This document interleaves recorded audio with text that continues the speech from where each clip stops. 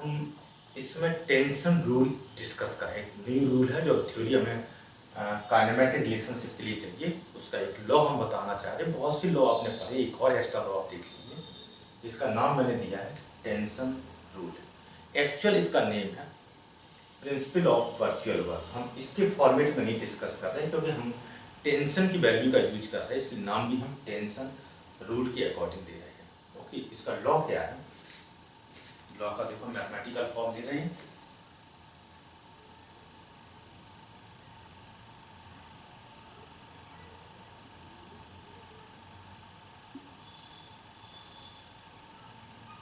Law क्या बता रहा है?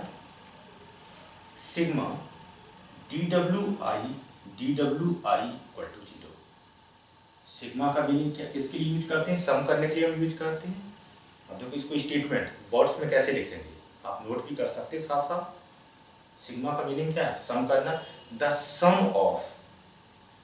सम of differential work done by, I का मीनिंग क्या है? By all the internal connected forces, by all the internal connected forces acting on a system of particles must be equal to 0, must be equal to 0।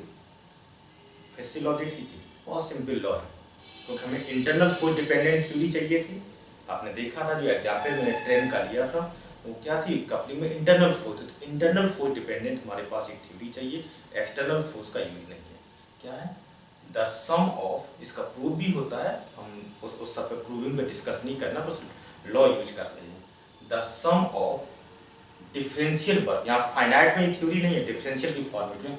The sum of differential work done by all the internal connected forces, मतलब जो जितने भी system में particles होंगे, particle में connections होंगे, तो connectivity जो फोर्स है ना, जो जिसके थ्रू कनेक्टिविटी मेंटेन है, उसकी इंटरनल कनेक्टिव फोर्स आपको चाहिए।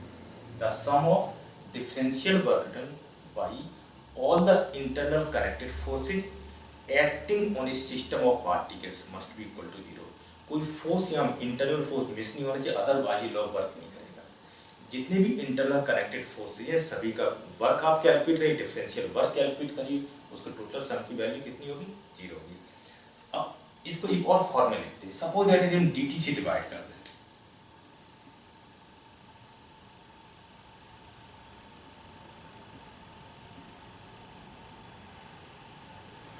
इसको ऐसे भी लिख सकते हैं। ये क्या है? Rate of change of work done. Rate of change of work done को क्या कहते हैं? पावर। तो इसकी जगह हम यूज कर सकते हैं सिग्मा PI इक्वल टू 0। इसकी इस फॉर्मेट में कैसे यूज करेंगे? The sum of power done by all the internal connected forces acting on a system of particles must be equal to 0। एक ही फॉर्मेट है। एक्चुअली में क्या होता है, यदि मुझे डिस्प्लेसमेंट रिलेशनशिप चाहिए, kinematic relation, sometime displacement relation चाहिए, समटाइम वेलोसिटी रिलेशन चाहिए, समटाइम एक्सलेशन रिलेशन, काइनेमेटिक्स में टर्म्स हम यूज करते हैं। यदि मुझे डिस्प्लेसमेंट रिलेशनशिप चाहिए, हम sigma DWI equal to 0 use करेंगे। यदि मुझे वेलोसिटी रिलेशनशिप चाहिए, तो sigma PI equal to 0 use करेंगे। एक्चुअली में क्या है, पावर कैसे डिफाइंड है? पावर को हम कैसे लिखते हैं?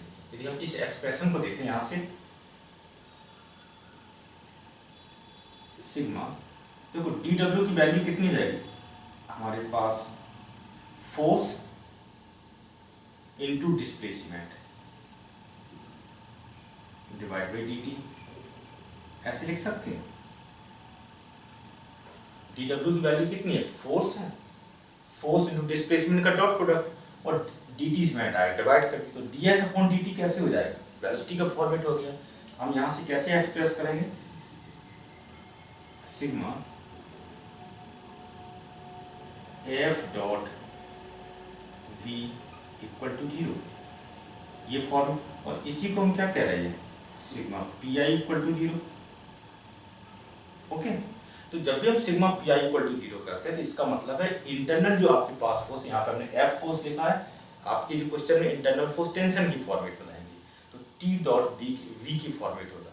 तो सिग्मा, जब भी हमें वेलोसिटी रिलेशन चाहिए तो sigma P I equal to 0 use करना, डिस्प्लेसमेंट जिस इक्वेशन का यूज करना।